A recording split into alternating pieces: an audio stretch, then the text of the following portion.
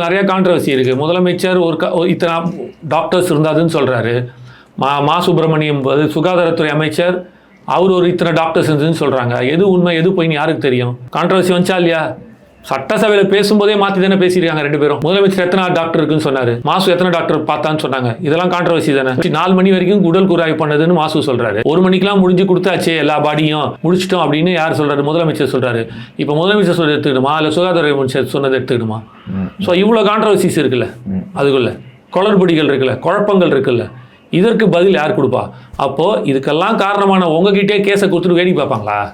இப்போ உங்களுக்கு எனக்கும் பிரச்சனை பிரதர் என்ன, இது 3வது மனுஷன் தீர்வு சொல்லணும். இப்போ நீங்களே கேஸ் எடுத்து நீங்களே நடத்துறீங்கன்னா அது நியாயமாக கிடைக்குமா? கிடைக்காது.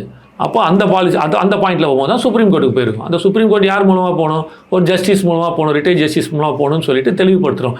அதனால நேற்று நீதி வெல்லுன்றதை தெளிவாக போடுறாங்க. ஒரு உண்மையான ஒரு நேர்மையான இந்த மரணத்துக்கு காரணம் யாராக இருந்தாலும் அதற்கு நீதி கிடைக்கணுன்றதுக்காக தான் தெளிவாக. அப்போ இப்போ ஏன் நீதி வெல்லும் போடுறாங்கன்னா இப்போ இந்த ப்ராசஸ்ஸு இந்த ப்ரொசீஜர் ரைட் பாத்தில் போகுதுன்னு காட்டுது. எல்லா கட்சியும் பண்ணுவாங்க. நாளைக்கு விஜயனா இந்த இவங்களோட சேரானா வேணான்றாரா? சும்மா ஒரு பேச்சுக்காக கேட்க நடக்க வாய்ப்பே இல்லை. இப்போ வரேன்றாரு, நம்ம 2 பேர் கூட்டணி போட்டுக்கலான்றாரு. ஸ்டாலின் வேணான்றாரு. இப்போ ஸ்டாலின் தனியாக நிற்கிறாரு. எல்லா கட்சியும் கூட தானே வச்சுருக்கீங்க கூட்டணிக்கு. அப்போ இப்போ பேச்சே அது கிடையாது. கூட்டணி போடுவான் போடலை நடக்குது. இது உங்கள் வேலை என்ன சார்? அதுக்கு சொல்லுங்கள் சார். 41 உயிர் பலியானதுக்கு நீங்கள் எடுத்திருக்கும் இத்தனை குற்றச்சாட்டுகள் பதில் சொல்லுங்கள். நான் வச்சால இவ்வளோ குற்றச்சாட்டு, இந்த குற்றச்சாட்டுலாம் விட்ட பதில்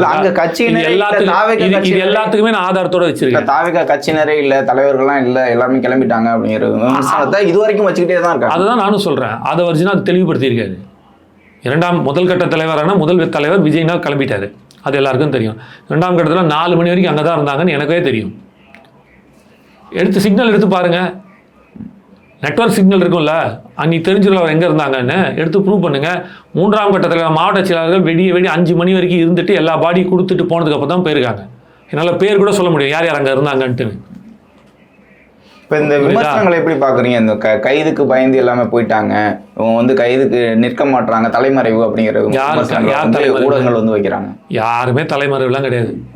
எல்லாருமே அவங்க வீட்டில் தான் இருந்தாங்க. 16 நாள் துக்கம்.